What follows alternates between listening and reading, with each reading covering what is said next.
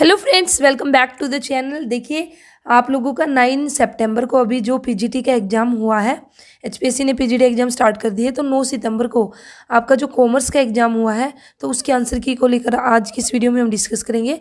तो आप लोग अपने आंसर की उसको मैच कर लेना और देख लेने का कि भाई आपका कितना स्कोर बनता है। और सभी ना कमेंट सेक्शन में ज़रूर बताना कि भाई आप लोगों के कितने मार्क्स बने हैं, क्योंकि उसी के बेस पर फिर एक जो कट ऑफ है ना उसको डिसाइड करेंगे। और इसी के साथ ही मैं आपको बता दूं, जो आपका पेपर हुआ है, ठीक है, तो भाई जो पेपर का लेवल था वो आपका हार्ड था। हम इसको इजी तो बिल्कुल भी नहीं था, और आपका मॉडरेट से भी आपका अबव ही था, ठीक है। तो मॉडरेट भी नहीं था, तो थोड़ा सा हाई लेवल आपका पेपर आया। तो मे भी पूरे चांसेज है कि जो कट ऑफ है ना वो आपकी डाउन ही जाएगी, ठीक है, ज़्यादा हाई तो नहीं जाएगी, लेकिन वो भी डिपेंड करेगा बच्चों के ऊपर ही। तो जरूर कमेंट सेक्शन में आप बताना, अभी अपने आंसर की उसको चेक कीजिए। तो जल्दी आप लोगों की जो ऑफिशियल आंसर की है वो भी आ जाएगी। तो अभी के लिए आप देख लीजिए, और 10 दिन के अंदर ही आपकी आई थिंक ऑफिशियल आंसर की भी आ जाए, और क्या पता है जल्द से जल्द आप लोगों का रिजल्ट भी डिक्लेयर हो जाए। लेकिन रिजल्ट से पहले तो आप लोगों की आंसर की आएगी, ठीक है। तो चलिए अभी स्टार्ट करते हैं और देखते हैं कि भी आंसर आपकी क्या क्या आंसर बन सकते हैं, क्या होंगे। तो फर्स्ट क्वेश्चन आपका, यहाँ पे मैं सिर्फ आप लोगों को आंसर ही बताऊंगी, डिटेल में हम नहीं जाएंगे, फिर किसी वीडियो में पूरा डिटेल में हम एनालिसिस करेंगे। तो फर्स्ट क्वेश्चन है, which one of the following is not the operating activity in the cash flow statement. तो इसका जो राइट आंसर होगा C, cash receipt from the disposal of the fixed assets से आपकी ऑपरेटिंग एक्टिविटी नहीं होगी। तो राइट आंसर क्या है, सी। नेक्स्ट क्वेश्चन आपका, क्वेश्चन नंबर सेकंड देखिए, from the following information calculate the sale required to earn a profit of ₹4,50,000 if fixed expenses are ₹90,000 and PV ratio is 25%। तो यहाँ पे जब आप इसको सोल्व करोगे तो राइट आंसर आएगा आपका 21,60,000। मीन्स डी जो ऑप्शन होगा वो होगा आप लोगों का राइट ऑप्शन। नेक्स्ट क्वेश्चन है third question, calculate the break even point in values. ये मेरे पास जो आपकी सीरीज है ना, ए है, जो क्वेश्चन आपकी टेस्ट बुकलेट सीरीज होती है ना, तो ए है मेरे पास। तो जिस बच्चे का ए है वह डायरेक्ट देख सकता है, और जिसका अगर बी सी डी है तो वह आंसर यहाँ से क्वेश्चन सुन के और फिर आंसर देख लेना। थर्ड क्वेश्चन में क्या था, आपको ब्रेक इवन पॉइंट निकालना था वैल्यूज के अंदर। बस्टेड आउटपुट आपकी 80,000 यूनिट थी, फिक्स्ड एक्सपेंसेस 4 लाख थे, वेरिएबल एक्सपेंसेस थे आपके 5 रुपये, सेलिंग एक्सपेंसेस थे 10। तो यहाँ पे जो राइट आंसर आएगा ना वो आएगा ऑप्शन ए, 8 लाख आपकी ब्रेक इवन पॉइंट सेल आएगी, ठीक है। तो ए हो जाएगा राइट आंसर। नेक्स्ट क्वेश्चन देखिए, what is the current purchasing power model of the inflation accounting. तो इसका राइट आंसर था आपका B, it adjust the financial statement for inflation by covering all the financial values to the current purchasing power using an appropriate price order. Next question आपका fifth question, human resource accounting attempt to place a value on. तो इसका right answer होगा option A, the whole work force. ये हो जाएगा right answer. Next question है six question, और ये आपका जनरल पेपर से। तो इसका राइट आंसर होगा आपका 15। एन की वैल्यू आपको निकालनी, और जब आप इसको सोल्व करोगे तो 15 आ जाएगा आपका आंसर, ठीक है। तो जो मुझे पता है जनरल पेपर का वो मैं आपको बता देती हूँ, जिन पे श्योर नहीं हूँ उनका बाद में। तो 7th क्वेश्चन अभी के लिए छोड़ती, क्योंकि अभी इसको अच्छे से चेक नहीं किया, ठीक है, ये बाद में देख लेना। 8th क्वेश्चन भी, और आई थिंक जो 9 क्वेश्चन है ना आपका भी ये जनरल पेपर से ही है। इसमें जो आपका क्वेश्चन था ना, एक टैंक है, एक टैंक को भरने के लिए टैप ए चलाया और टैप बी, टैप ए ने 30 मिनट ली है, टैप बी ने 45 मिनट। तो आई थिंक इसका आंसर 18 मिनट्स हो सकता है, ठीक है, या तो 20 या 18। तो अभी इसका नहीं श्योर हूँ, तो ये बाद में देख लेंगे, ठीक है। अब नेक्स्ट क्वेश्चन देखिए, क्वेश्चन नंबर 11। क्वेश्चन नंबर 11 का जो राइट आंसर होगा ना वो होगा आपका डी, ठीक है। ये जो आपका ह्यूमन रिसोर्स मैनेजमेंट है, human resource planning and recruitment process है, तो इसका राइट आंसर होगा आपका ऑप्शन नंबर डी, ठीक है। उसके बाद है क्वेश्चन नंबर 12। देखिए, एक दो क्वेश्चन का हो सकता है कि भी आंसर ऊपर नीचे हो जाए, लेकिन मोस्ट प्रोबेबली यही आंसर आपको देखने को मिलेंगे। लेकिन फिर भी हो सकता है कि भी एक दो क्वेश्चन पे डाउट भी है, तो उसका जैसे 2 ऑप्शन में भी डाउट है, भी ये दोनों भी हो सकते हैं, या चारों ही ऑप्शन में डाउट है, तो इसलिए थोड़ा सा अगर हो जाए तो देख लेना। लेकिन अभी के लिए आप चेक कीजिए। क्वेश्चन नंबर 12 में आपको बताना है, which is not a modern method of performance appraisal का मॉडर्न मेथड नहीं है। तो इसका राइट आंसर है option C, paired comparison. Next आपका 13, when a company treat each single customer as a separate segment. तो इसका आंसर होगा माइक्रो मार्केटिंग, बी ऑप्शन हो जाएगा आपका राइट, ठीक है। नेक्स्ट क्वेश्चन है 14। तो इसमें भी आपको मैच करना है। तो इसमें आपका इसका जो राइट आंसर होगा आपका ये होगा आपका क्या, इसका पी का तो हो जाएगा आपका 3, ठीक है, पी का हो जाएगा 3, और आपका जो क्यू है, क्यू का हो जाएगा आपका, सॉरी हाँ, जो क्यू है क्यू का क्या हो जाएगा इसमें, अनस्टेटेड नीड, जो कस्टमर नहीं कहता, ठीक है, तो क्यू का होगा आपका 1, पी का हो जाएगा 3 और क्यू का हो जाएगा आपका 1, ठीक है। तो अभी बताती हूँ मैं इसका आंसर, इसमें भी थोड़ा सा इसको ध्यान से देखना पड़ेगा। इसका जो राइट आंसर होगा ना, इसका होगा डी, ठीक है। पी का 3 रहेगा, क्यू का 1, और ये तो बच्चों ने निकाल भी लिया होगा। इसमें आपका जो ये डिलाइट नीड और सीक्रेट नीड में आपको डाउट होगा, तो इसका आंसर होगा डी, ठीक है। 14 का आंसर है डी। नेक्स्ट देखिए 15 का आंसर है, which of the following is the model of the individual behaviour stating that individual is willing to sacrifice his interest for the sake of organisation interest. भाई organisation interest का आपको ध्यान रखना है, तो इसका right answer option C, organisation man model 15 का। Next आपका 16 क्वेश्चन, तो इसका जो राइट आंसर क्या है आपको बताना है। Following is not a trait of the type A personality, तो टाइप ए पर्सनैलिटी होगा आपका डी, ठीक है। They work patiently and do not feel urgency for the work, तो डी होगा आपका 16 का आंसर। उसके बाद देखिए 17 का जो आंसर होगा वो क्या होगा, 17 का आंसर होगा आपका ए। इसमें आपका फॉर्मिंग, नोमिंग, स्टॉर्मिंग और परफॉर्मिंग है, तो इसका आंसर होगा ए। तो वैसे ही बता देती हूँ मैं, ए का होगा 3, बी का होगा 4, सी का होगा 2 और डी का होगा 1, ठीक है। उसके बाद है क्वेश्चन नंबर 18, तो 18 का आंसर देखिए, 18 का होगा आपका क्या, there is a no standard method for environmental accounting, environmental accounting is applied to textile industry. देखिए बी, सेकेंड तो इसमें बिल्कुल सही है, ठीक है, सेकेंड तो करेक्ट है। थोड़े से जो स्टेटमेंट है इस पे डाउट है कि भाई जो इन्वायरमेंटल अकाउंटिंग है, क्या अगर उसके मेथड हैं तो फिर तो ये रॉन्ग हो जाएगी स्टेटमेंट, अगर सच में उसके कोई मेथड नहीं है तो फिर ये राइट हो जाएगी। तो इसको थोड़ा सा भी डाउट में, थोड़ा मैं इसको सर्च करके फिर आपको बताऊंगी, ठीक है। जो डी, इसका जो आंसर है 18 का, 18 को थोड़ा सा डाउट में आप रख लीजिए, या तो अगर मेथड मिले तो दोनों ही ट्रू हो जाएगी, मेथड नहीं होगा तो फर्स्ट भी आपका ट्रू हो जाएगा। और अगर यहाँ पे इन्वायरमेंटल अकाउंटिंग है, आप भी गूगल पे सर्च कर लेना क्या भाई मेथड से आपकी इन्वायरमेंटल अकाउंटिंग की, तो इसका भी मैं नहीं बता सकती आपको 18 का। उसके बाद 19 देखिए, 19 क्वेश्चन का जो आंसर होगा ये तो बिल्कुल ईजी सा है, तो इसका हो जाएगा आपका डी। तो सबसे पहले क्या आएगा, रिकॉर्ड करना, फिर समराइज, रिकॉर्ड के बाद क्लासीफाई करना, फिर समराइज करना और उसके बाद इंटरप्रिटेट करना, तो डी हो जाएगा आपका 19 का आंसर।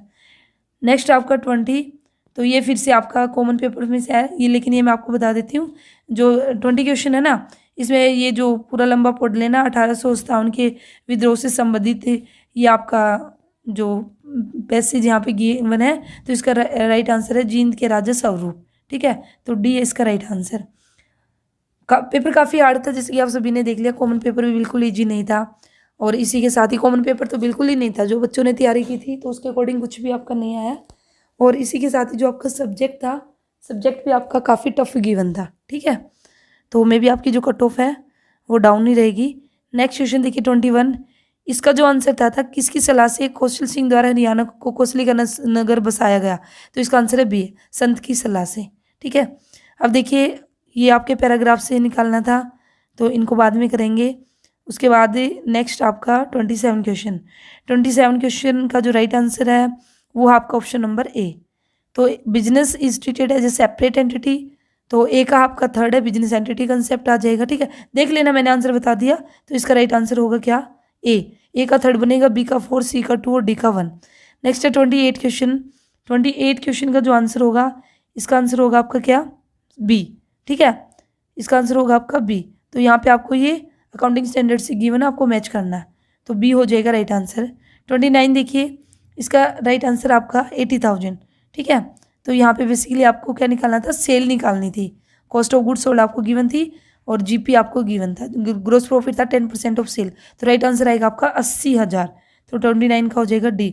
उसके बाद 30 क्वेश्चन का देखिए, 30 क्वेश्चन में आपको क्या करना था, यहाँ पे आपको निकालना था ग्रोस प्रॉफिट, ठीक है, तो 16,000 आएगा आपका आंसर, बी हो जाएगा आंसर। उसके बाद 31 क्वेश्चन में क्या था कि भी 10 लाख का जो फर्नीचर परचेज किया था तो उसको हमने परचेज अकाउंट में डेबिट कर दिया, तो कौन सी एरर है, तो ये थी हमारी एरर ऑफ प्रिंसिपल। 32 का आंसर देखिए, 32 का आंसर क्या होगा कि भाई आपने जो इसमें क्या 32, हाँ 32 में आपने भाई जो मशीनरी परचेज किया फिर उस पर जो भी एक्सपेंसेस किया, तो जो इंस्टॉलमेंट्स एक्सपेंसेस है उसको हम डेबिट करेंगे, तो जो मशीनरी अकाउंट होगा उसी में हम क्या करेंगे, डेबिट। तो 32 का आंसर होगा आपका डी, 32 का क्या होगा, डी, मशीनरी अकाउंट। 33 देखिए, 33 में आपको निकालना है यहाँ पे new profit sharing ratio. Surendra और ओम प्रकाश का जो भी प्रॉफिट शेयरिंग रेशियो गिवन है, तो इसका जब आप सोल्व करोगे तो 10:4:7 आएगा। ठीक है, तो बी हो जाएगा आपका राइट आंसर 33 का। 34 में आपको बताना कि भी कितना फॉरफिटेड शेयर्स जो हमने किए थे और रेशियो अब हमने कर दिया, तो कितना अमाउंट हमारा कैपिटल रिजर्व में जाएगा। तो इसका आंसर आएगा आपका डी, 150 रुपये आपके कैपिटल रिजर्व में जाएंगे। उसके बाद है 35। देखिए यहाँ पे आपको बताना करेक्ट नहीं है कंपलसरी वाइंडिंग अप के केस में, तो ए हो जाएगा आपका राइट आंसर।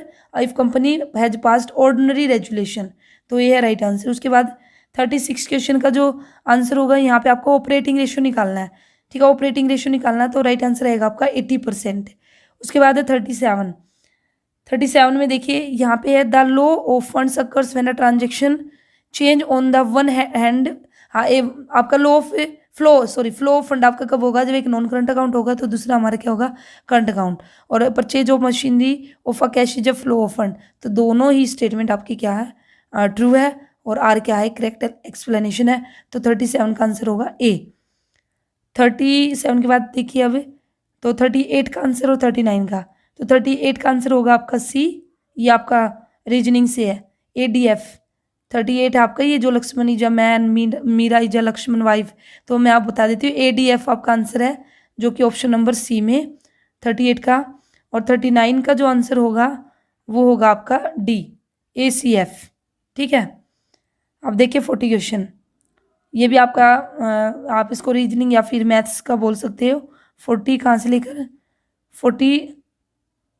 42 तक। ठीक है, 3 क्वेश्चन। उसके बाद अब देखिए 43 का आंसर क्या होगा, which of the following statement is correct about the NADA. इसका भी आंसर मैं बता देती हूँ, इसका आंसर होगा सभी, ये ठीक है। ठीक है, ये भी आपका हरियाणा जीके से है, ऑल ऑफ आपके आ जाएंगे।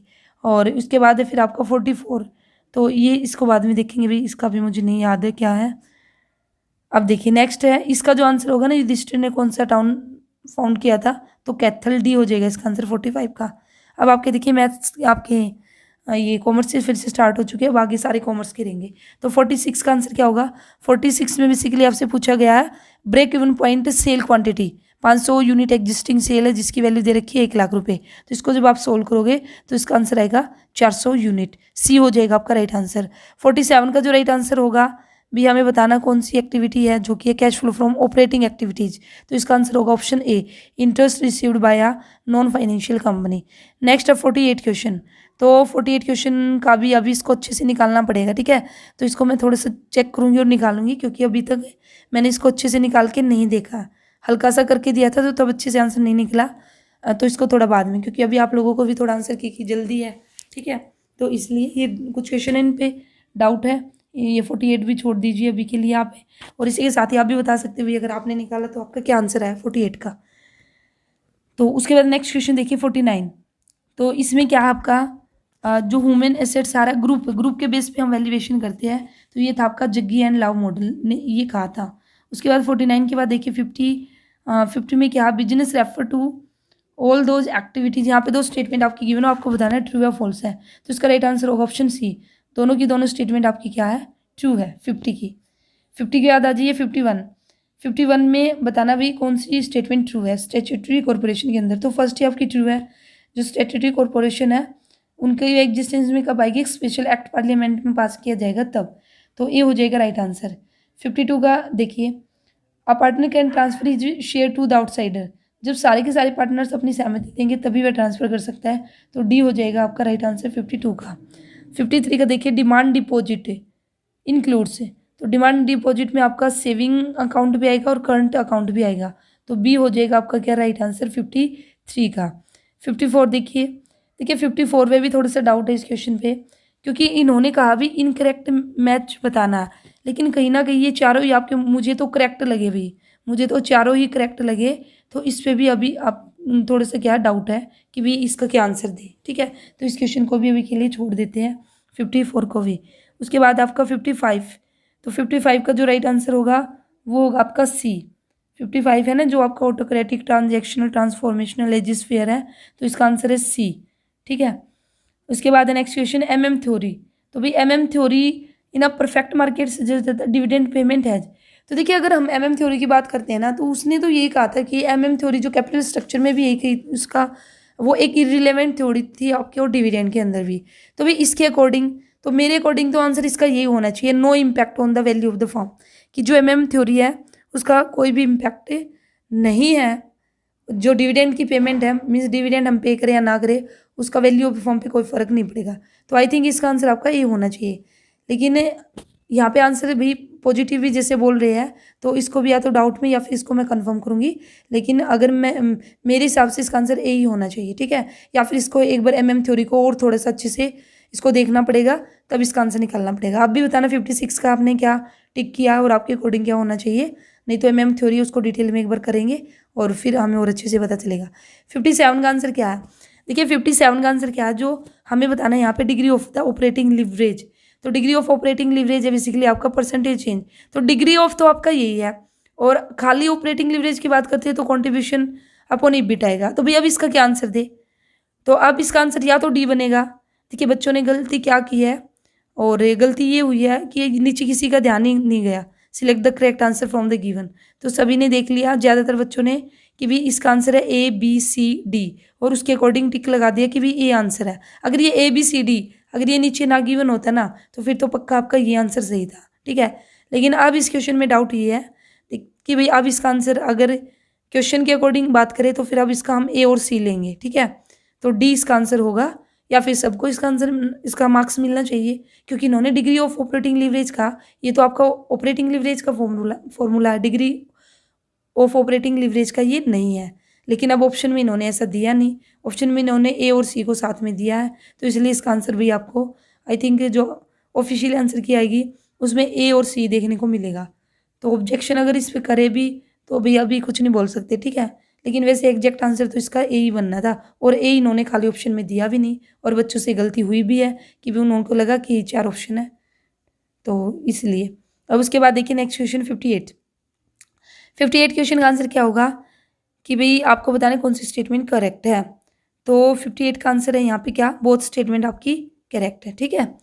तो आपका the capital structure should involve the minimum risk of the financial insolvency, और इसी के साथ ही the use of the excessive debt threaten the solvency of the company, की जो सोल्वेंसी है कंपनी की, अगर हम ज़्यादा से ज़्यादा डेट को यूज करेंगे तो कहीं ना कहीं जो सोल्वेंसी है कंपनी की उसके लिए खतरा हो जाएगा। तो सी हो जाएगा इसका राइट आंसर 58 का। 59 में देखिए आपका 59 का आंसर होगा आपका क्या, कि भी आपको इंटरेस्ट रेट बतानी है जो कि reserve bank absorb liquidity from the bank under the liquidity adjustment facility. तो ये होगा आपका रिवर्स रेपो रेट, 59 का हो जाएगा डी। उसके बाद देखिए 59 के बाद 60, तो 60 का central government we has the power to supersede the SEBI in case of, तो इसका आंसर होगा आपका बी, जब भी जो सेबी है is unable to discharge is function and duties. तो बी हो जाएगा राइट आंसर 60 का। 61 का देखिए, 61 का आपका राइट आंसर होगा क्या, बी। 61 का राइट आंसर क्या है, बी। देख लेना, विलियम ओची है, व्रूम है, ठीक है। तो ये बी हो जाएगा इसका राइट आंसर। अब देखिए 62, तो 62 में भी डाउट है भाई, इसका आंसर क्या बनेगा, जो इन्होंने कहा कि स्टेप आपके गिवन ह्यूमन रिसोर्स प्लानिंग के करेक्ट ऑर्डर देना है। तो भाई इस पर भी थोड़ा सा डाउट है, ठीक है। तो इसको भी अब डाउट में रखिए कि इसका बी होगा, 2 होगा, ये क्या होगा आंसर। 62 को भी डाउट में रखते हैं। उसके बाद है 63, तो इन कोऑपरेटिव सोसाइटी हमारा कौन सा प्रिंसिपल फॉलो होता है, 1 वैन 1 वोट। तो बी हो जाएगा राइट आंसर। 64 आपका maximum in the banking case, partner आपके होंगे मैक्सिमम बैंकिंग बिजनेस में, राइट आंसर होगा आपका बी, ठीक है 10। उसके बाद है price discrimination is successful if, तो कहीं ना कहीं इसका आंसर ए भी हो सकता है और इसका आंसर सी है, ठीक है। तो अब इसका आंसर आप भी के लिए आप सी कीजिए, इसका price elasticity of the demand is different in demand market. अगर आपका ये आपका गिवन नहीं होता तो फिर इसका आंसर आपका ए भी हो सकता था। अब नेक्स्ट क्वेश्चन देखिए 66, condition of a recession prevail. तो 66 का आंसर होगा आपका कब, when the demand is sluggish, B हो जाएगा राइट आंसर। 67 देखिए, 67 का राइट आंसर क्या होगा, कौन सी आपकी स्पोर्ट्स सर्विस प्रोवाइड करती है, टेरेस्ट्री इंडस्ट्री, डी। उसके बाद आपका नेक्स्ट 68, तो window dressing is prohibited by the convention of disclosure, ठीक है। राइट आंसर क्या होगा इसका बी, डिस्क्लोजर। नेक्स्ट है 69। तो 69 का आंसर देखिए क्या होगा। It is a characteristics of, जहाँ पे आपको एक ही रूफ के नीचे सारे के सारे सामान मिल जाएगा, तो वो आपका डिपार्टमेंटल स्टोर बी हो जाएगा राइट आंसर 69 का। 70 है सोशल रिस्पॉन्सिबिलिटी आपकी ब्रॉडर देन लीगल रिस्पॉन्सिबिलिटी। 71 का आंसर होगा आपका क्या, जब दो और दो से ज़्यादा फर्म से एक साथ मिलती है नो बिजनेस एंटिटी, तो वह ज्वाइंट वेंचर आपका कहलाएगा। इसी के साथ ही अगर आपको मेंबर बनना वर्ल्ड बैंक का, तो उससे पहले मेंबर होना पड़ेगा आपको IMF का, तो 72 का हो जाएगा आपका ये।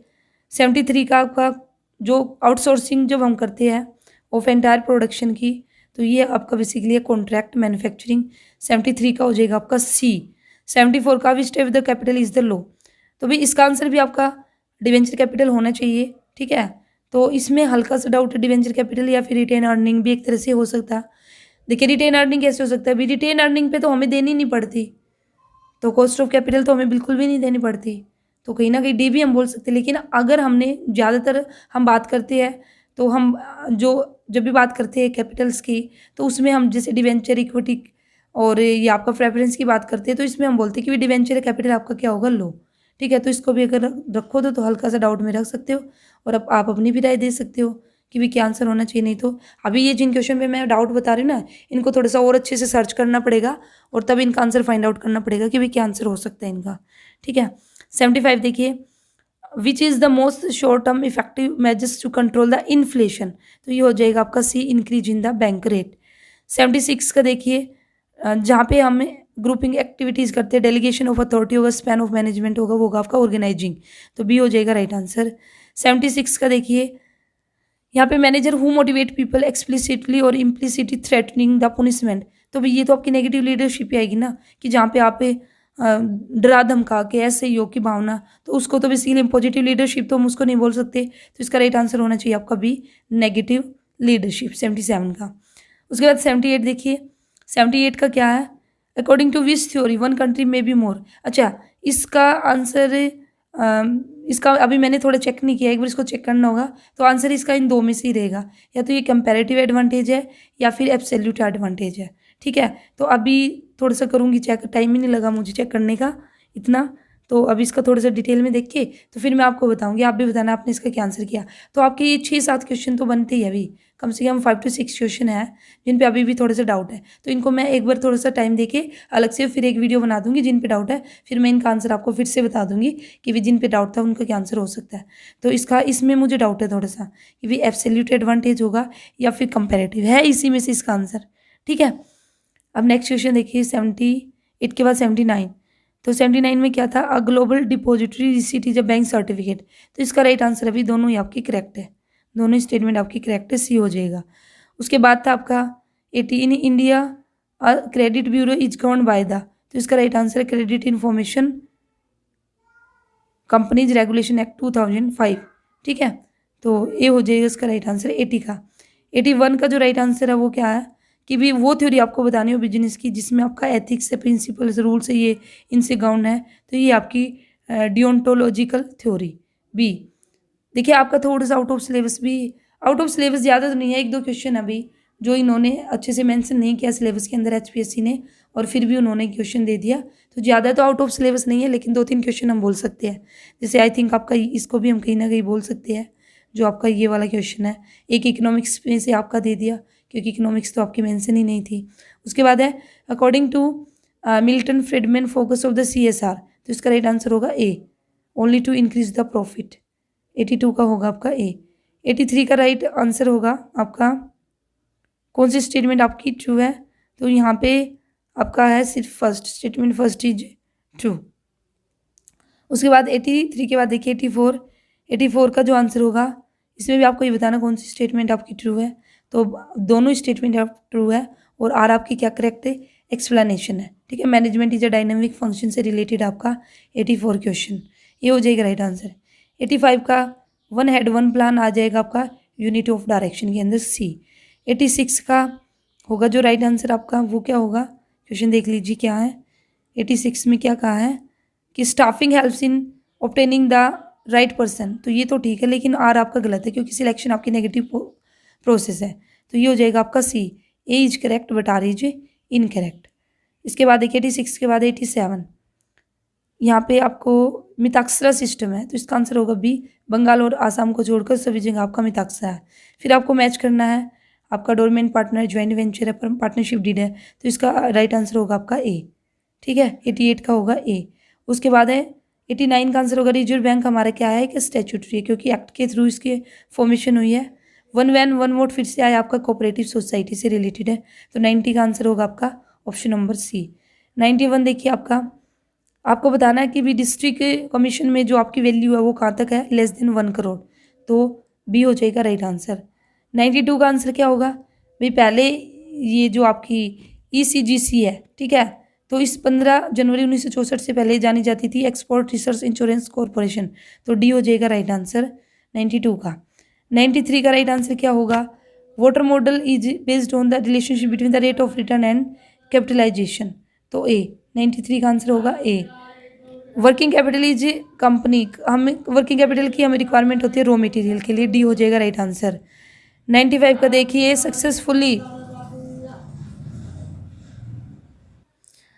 तो देखिए नेक्स्ट 95 है successful hiring and motivating the employees who want to serve the customer well is the internal marketing.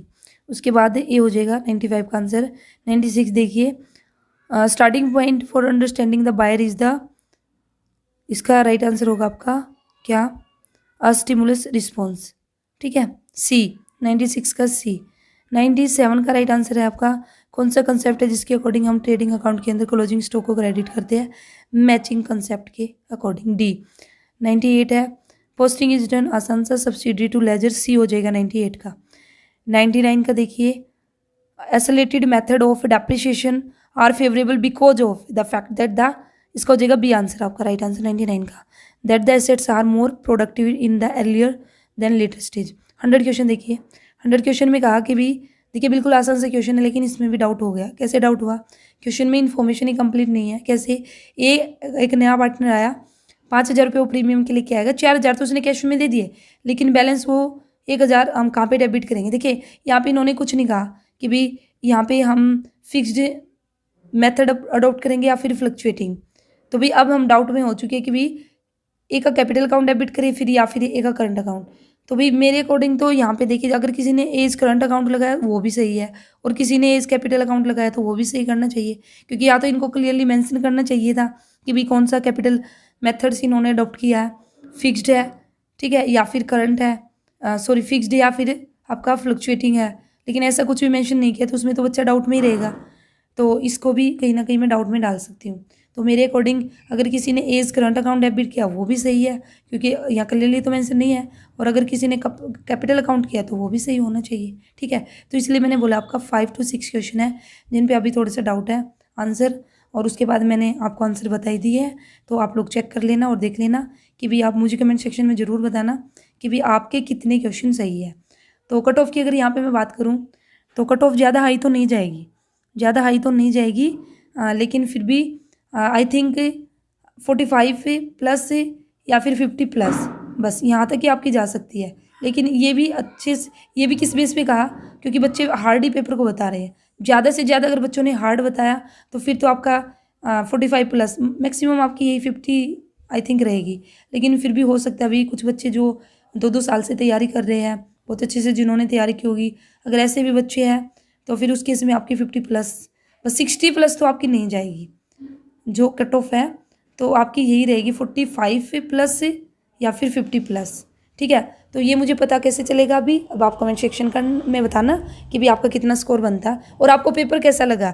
ज़्यादा से ज़्यादा कमेंट कीजिए, सभी बच्चे कीजिए, तभी तो पता चलेगा ना। 2-4 बच्चों के ऊपर क्या पता चलेगा, 2-4 बच्चों ने कमेंट किया तो उसके बेस पे हम कैसे आइडिया लगा सकते हैं। तो इसलिए सभी आप बताना, और जिस क्वेश्चन का आंसर आपको, अगर मैंने जो बताया आपको सही नहीं लग रहा, आपके अकॉर्डिंग इसका आंसर ये नहीं होना चाहिए, तो आप एक अच्छी सी एक्सप्लेनेशन के साथ, ऑथेंटिक प्रूफ के साथ आप जरूर कमेंट सेक्शन में आप बताइए कि भी इसका आंसर ये होना चाहिए, ठीक है। तो मे भी हो सकता है 1-2 क्वेश्चन पे मैं भी गलत हो सकती हूँ, ऐसा तो कोई ज़रूरी नहीं है। और थोड़ा सा और डिटेल में, अब डिटेल में हम बाद में करेंगे इनको, अब और इन क्वेश्चन को मैं फिर से चेक करूँगी और अच्छी सी एक्सप्लेनेशन के साथ नेक्स्ट वीडियो आएगी जहाँ पर पूरा अच्छे से एक्सप्लेन करेंगे, और ये जो क्वेश्चन जिन पे डाउट है इनको भी मैं अच्छे से चेक कर लूँगी। तो चलिए, ये था भी आंसर की, मैच करना और बताना। वीडियो कैसी लगी, वीडियो अच्छी लगी लाइक कीजिए, डाउट के लिए कमेंट कीजिए, चैनल को सब्सक्राइब कर लीजिए। मिलते हैं नेक्स्ट वीडियो में, थैंक यू।